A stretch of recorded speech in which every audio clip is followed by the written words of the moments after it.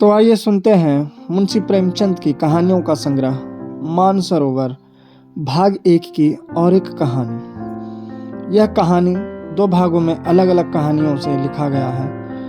पहला, धिक्कार 1। ईरान और यूनान में घोर संग्राम हो रहा था। ईरानी दिन दिन बढ़ते जाते थे और यूनान के लिए संकट का सामना था। देश के सारे व्यवसाय बंद हो गए थे। हल की मुठिया पर हाथ रखने वाले किसान तलवार की मुठिया पकड़ने के लिए मजबूर हो गए। डंडे तोलने वाले भाले तोलते थे। सारा देश आत्मरक्षा के लिए तैयार हो गया था। फिर भी शत्रु के कदम दिन दिन आगे ही बढ़ते जाते थे। जिस ईरान को यूनान कई बार कुचल चुका था, वही ईरान आज क्रोध के आवेग की भांति सिर पर चढ़ा आता था। मर्द तो रण क्षेत्र में सिर कटा रहे थे और स्त्रियां दिन दिन की निराशाजनक खबरें सुनकर सूख ही जाती थी। क्यों कर लाज की रक्षा होगी। प्राण का भय न था, संपत्ति का भय न था, भय था मर्यादा का। विजेता गर्व से मतवाले होकर यूनानी ललाओं को घोरेंगे, उनके कोमल अंगों को स्पर्श करेंगे, उनको कैद कर ले जाएंगे। उस विपत्ति की कल्पना से इन लोगों के रोए खड़े हो जाते थे। आखिर जब हालात बहुत नाजुक हो गई तो कितने ही स्त्री पुरुष मिलकर डेल्फी के मंदिर में गए और प्रश्न किया, देवी, हमारे ऊपर देवताओं की यह वक्र दृष्टि क्यों है? हमसे ऐसा कौन सा अपराध हुआ है? क्या हमने नियमों का पालन नहीं किया, कुर्बानियां नहीं की, व्रत नहीं रखे? फिर देवताओं ने क्यों हमारे सिरों से अपनी रक्षा का हाथ उठा लिया? पुजारी ने कहा, देवताओं की असीम कृपा भी देश को द्रोही के हाथ से नहीं बचा सकती। इस देश में अवश्य कोई ना कोई द्रोही है। जब तक उसका वध न किया जाएगा, देश के सिर से यह संकट न टलेगा। देवी, वह द्रोही कौन है? जिस घर से रात को गाने की ध्वनि आती हो, जिस घर से दिन को सुगंध की लपटें आती हो, जिस पुरुष की आंखों में मद की लाली झलकती हो, वही देश का द्रोही है। लोगों ने द्रोही का परिचय पाने के लिए और कितने ही प्रश्न किए, पर देवी ने कोई उत्तर न दिया। यूनानियों ने द्रोही की तलाश करनी शुरू की। किसके घर में से रात को गाने की आवाजें आती हैं? सारे शहर में संध्या होते श्यापा सा छा जाता था। अगर कहीं आवाजें सुनाई देती थी तो रोने की, हंसी और गाने की आवाज कहीं ना सुनाई देती थी। दिन को सुगंध की लपटें किस घर से आती है? लोग जिधर जाते हैं, किसे इतनी फुर्सत थी कि घर की सफाई करता, घर में सुगंध जलाता? धोबियों का अभाव था। अधिकांश लड़ने के लिए चले गए थे। कपड़े तक न धुलते थे। इत्र फुलेल कौन मलता? किसकी आंखों में मद की लाली झलकती है? लाल आंखें दिखाई देती थी, लेकिन यह मद की लाली न थी, यह आंसुओं की लाली थी। मदिरा की दुकानों पर खाक उड़ रही थी। इस जीवन और मृत्यु के संग्राम में विलास की किसे सूझती?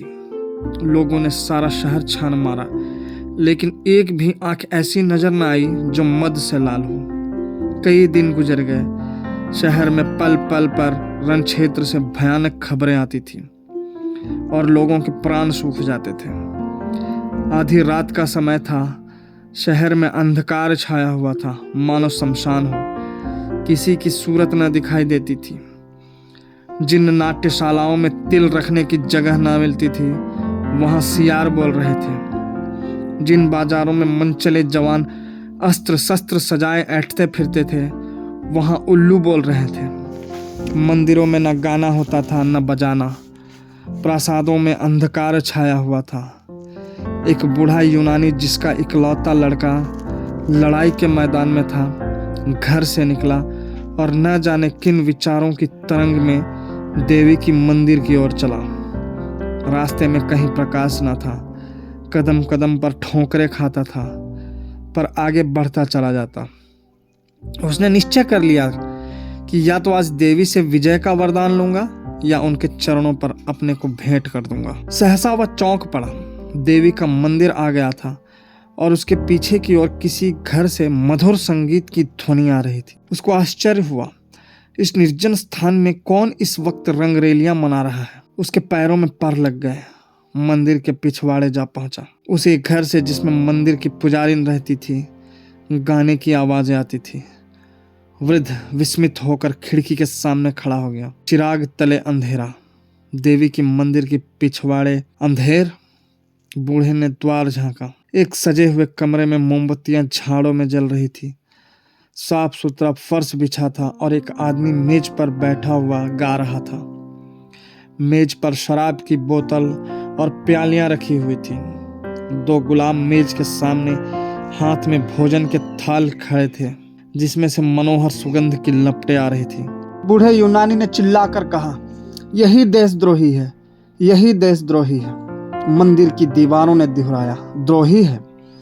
बगीचे की तरफ से आवाज आई, द्रोही है। मंदिर की पुजारी ने घर में से सिर निकाल कर कहा, हाँ, द्रोही है। यह देशद्रोही उसी पुजारिन का बेटा पासोनियस था।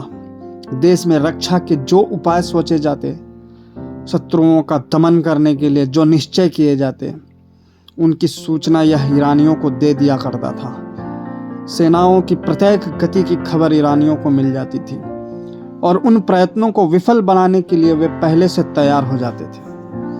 यही कारण था कि यूनानियों को जान लड़ा देने पर भी विजय न होती थी। इसी कपट से कमाए हुए धन से वह भोग विलास करता था। उस समय जबकि देश में घोर संकट पड़ा हुआ था, उसने अपने स्वदेश को अपनी वासनाओं के लिए बेच दिया। अपने विलास के सिवा और किसी बात की चिंता न थी। कोई मरे या जिए, देश रहे या जाए, उसकी बला से केवल अपने कुटिल स्वार्थ के लिए देश की गर्दन में गुलामी की बेड़ियां डलवाने पर तैयार था। पुजारिन अपने बेटे की दुराचरण से अनभिज्ञ थी। वह अपनी अंधेरी कोठरी से बहुत कम निकलती, वहीं बैठी जप तप किया करती थी। परलोक चिंतन में उसे इहलोक की खबर न थी। मनेंद्रियों ने बाहर की चेतना को शून्य सा कर दिया था। वह इस समय भी कोठरी के द्वार बंद किए देवी से अपने देश के कल्याण के लिए वंदना कर रही थी कि सहसा उसके कानों में आवाज आई, यही द्रोही है, यही द्रोही है। उसने तुरंत द्वार खोलकर बाहर की ओर झांका। पासोनियम के कमरे से प्रकाश की रेखाएं निकल रही थी और उन्हीं रेखाओं पर संगीत की लहरें नाच रही थी। उसके पैर तले से जमीन सी निकल गई। कलेजा धक से हो गया। ईश्वर, क्या मेरा बेटा देशद्रोही है? आप ही आप किसी अंतः प्रेरणा से पराभूत होकर वह चिल्ला उठी, हाँ, यही देशद्रोही है। यूनानी स्त्री पुरुषों के झुंड उमड़ पड़े और पासोनियस के द्वार पर खड़े होकर चिल्लाने लगे, यही देशद्रोही है। पासोनियस के कमरे की रोशनी ठंडी हो गई। संगीत भी बंद था, लेकिन द्वार पर प्रतिक्षण नगरवासियों का समूह बढ़ता जाता था और रह रहकर सहस्रों कंठों से ध्वनि निकलती थी, यही देशद्रोही है। लोगों ने मसाले जलाई और अपनी लाठी डंडे संभाल कर मकान में घुस पड़े। कोई कहता था सिर उतार लो, कोई कहता था देवी के चरणों पर बलिदान कर दो। कुछ लोग उसे कोठे से नीचे गिरा देने पर आग्रह कर रहे थे। पासोनियस समझ गया कि अब मुसीबत की घड़ी सिर पर आ गई। तुरंत जीने से उतरकर नीचे की ओर भागा और कहीं शरण की आशा न देखकर देवी के मंदिर में जा घुसा। अब क्या किया जाए? देवी की शरण जाने वाले को अभय दान मिल जाता था। परंपरा से यही प्रथा थी। मंदिर में किसी की हत्या करना महापाप था, लेकिन देशद्रोही को इतने सस्ते कौन छोड़ता। भांति भांति के प्रस्ताव होने लगे।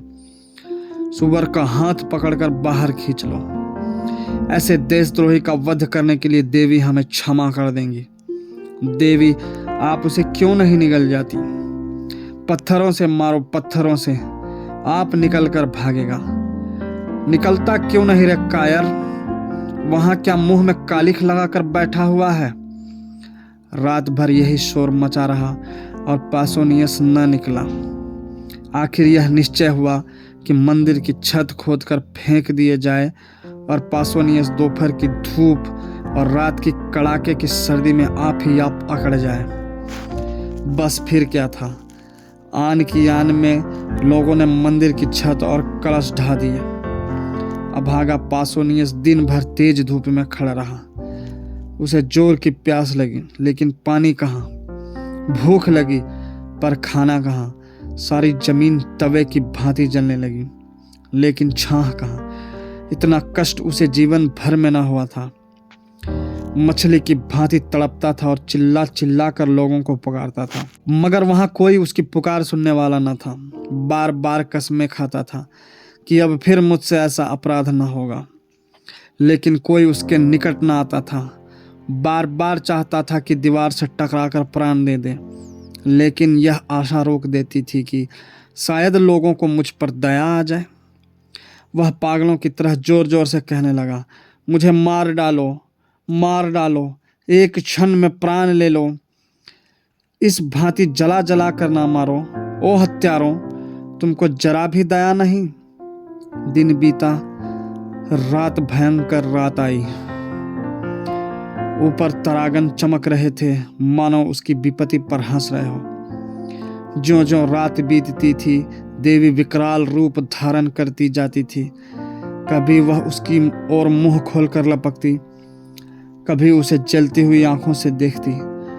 उधर क्षण क्षण सर्दी बढ़ती जाती थी।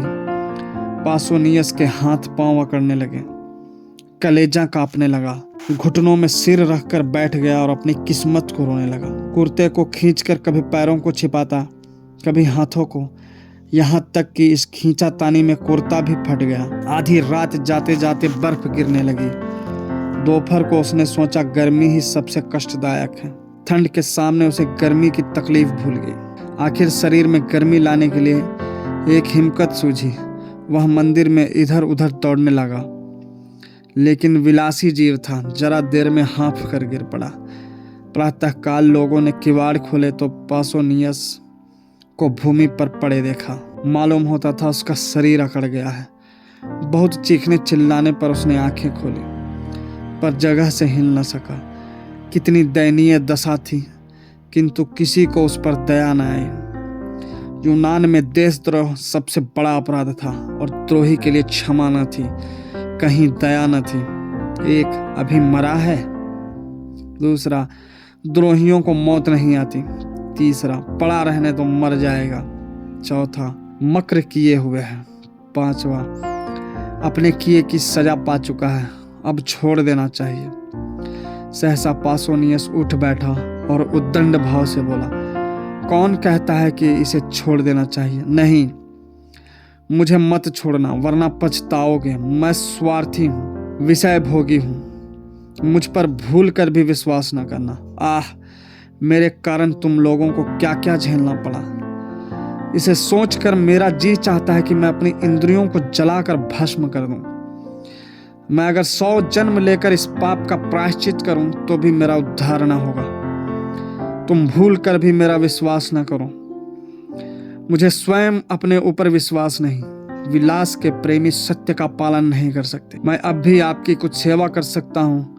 मुझे ऐसे ऐसे गुप्त रहस्य मालूम है जिन्हें जानकर आप ईरानियों का संहार कर सकते हैं, लेकिन मुझे अपने ऊपर विश्वास नहीं है और आपसे भी यह कहता हूँ कि मुझ पर विश्वास न कीजिए। आज रात को देवी की मैंने सच्चे दिल से वंदना की है और उन्होंने मुझे ऐसे यंत्र बताए हैं जिनसे हम शत्रुओं को परास्त कर सकते हैं। ईरानियों के बढ़ते हुए दल को आज भी आन की आन में उड़ा सकते हैं, लेकिन मुझे अपने ऊपर विश्वास नहीं है। मैं यहाँ से बाहर निकलकर इन बातों को भूल जाऊंगा। बहुत संशय है कि फिर ईरानियों की गुप्त सहायता करने लगूं। इसलिए मुझ पर विश्वास न कीजिए। ये क्यों ना नहीं, देखो देखो क्या कहता है। दूसरा, सच्चा आदमी मालूम होता है। तीसरा, अपने अपराधों को आप स्वीकार कर रहा है। चौथा, इसे क्षमा कर देना चाहिए और यह सब बातें पूछ लेनी चाहिए। पांचवा, देखो यह नहीं कहता कि मुझे छोड़ दो, हमको बार बार याद दिलाता जाता है कि मुझ पर विश्वास न करो। छठा, रात भर के कष्ट ने होश ठंडे कर दिए, अब आंखें खुली है। पासोनियस, क्या तुम लोग मुझे छोड़ने की बातचीत कर रहे हो? मैं फिर कहता हूँ, मैं विश्वास के योग्य नहीं हूँ, मैं द्रोही हूँ। मुझे ईरानियों के बहुत से भेद मालूम है। एक बार उनकी सेना में पहुंच जाऊं तो उनका मित्र बनकर सर्वनाश कर दूं, पर मुझे अपने ऊपर विश्वास नहीं है। एक यूनानी धोखेबाज इतनी सच्ची बात नहीं कह सकता। दूसरा, पहले स्वार्थांध हो गया था पर अब आंखें खुली हैं। तीसरा, देशद्रोही से भी अपने मतलब की बातें मालूम कर लेने में कोई हानि नहीं है। अगर वह अपने वचन पूरे करे तो हमें इसे छोड़ देना चाहिए। चौथा, देवी की प्रेरणा से इसकी काया पलट हुई है। पांचवा, पापियों में भी आत्मा का प्रकाश रहता है और कष्ट पाकर जागृत हो जाता है। यह समझना कि जिसने एक बार पाप किया वह फिर कभी पुण्य कर ही नहीं सकता, मान चरित्र के एक प्रधान तत्व का अपवाद करना है। छठा, हम इसको यहाँ से गाते बजाते ले चलेंगे। जनसमूह को चकमा देने कितना आसान है। जनसत्तावाद का सबसे निर्बल अंग यही है। जनता तो नेक और बद की तमीज नहीं रखती। उस पर धूर्तों रंगे सियारों का जादू आसानी से चल जाता है। अभी एक दिन पहले जिस पासोनियस की गर्दन पर तलवार चलाई जा रही थी, उसी को जुलूस के साथ मंदिर से निकालने की तैयारियां होने लगी, क्योंकि वह धूर्त था और जानता था कि जनता की कील क्यों कर घुमाई जा सकती है। एक स्त्री गाने बजाने वालों को बुलाओ, पासोनियस शरीफ है। दूसरी, हाँ, पहले चलकर उससे क्षमा मांगो, हमने उसके साथ जरूरत से ज्यादा सख्ती की। पासोनियस, आप लोगों ने पूछा होता तो मैं कल सारी बातें आपको बता देता, तब आपको मालूम होता कि मुझे मार डालना उचित है या जीता रखना। कई स्त्री पुरुष, हाय हमसे बड़ी भूल हुई, हमारे सच्चे पासोनियस। सहसा एक वृद्धा स्त्री किसी तरफ से दौड़ती हुई आई और मंदिर की सबसे ऊंचे जीने पर खड़ी होकर बोली, तुम लोगों को क्या हो गया है? यूनान के बेटे आज इतने ज्ञान शून्य हो गए हैं कि झूठे और सच्चे में विवेक नहीं कर सकते। तुम पासोनियस पर विश्वास करते हो, जिस पासोनियस ने सैकड़ों स्त्रियों और बालकों को अनाथ कर दिया, सैकड़ों घरों में कोई दिया जलाने वाला ना छोड़ा, हमारे देवताओं का, हमारे पुरुषों का घोर अपमान किया। उसकी 2-4 चिकनी चुपड़ी बातों पर तुम इतने फूल उठे। याद रखो, अब की पासोनियस बाहर निकला तो फिर तुम्हारी कुशल नहीं। यूनान पर ईरान का राज्य होगा और यूनानी लल्लाएं ईरानियों की कुदृष्टि का शिकार बनेंगी। देवी की आज्ञा है कि पासोनियस फिर बाहर न निकलने पाए। अगर तुम्हें अपना देश प्यारा है, अपनी माताओं और बहनों की आबरू प्यारी है, तो मंदिर के द्वार को छीन दो, जिससे देशद्रोही को फिर बाहर ना निकलने और तुम लोगों को बहकाने का मौका ना मिले। यह देखो, पहला पत्थर मैं अपने हाथों से रखती हूँ। लोगों ने विस्मित होकर देखा, यह मंदिर की पुजारिन और पासोनियस की माता थी। दम के दम में पत्थरों के ढेर लग गए और मंदिर का द्वार चुन दिया गया। पासोनियस भीतर दांत पीसता रह गया। वीर माता, तुम्हें धन्य है। ऐसी ही माता से देश का मुख उज्जवल होता है, जो देश हित के सामने मात्र स्नेह की धूल बराबर परवाह नहीं करती। उनके पुत्र देश के लिए होते हैं, देश पुत्र के लिए नहीं होता। धन्यवाद।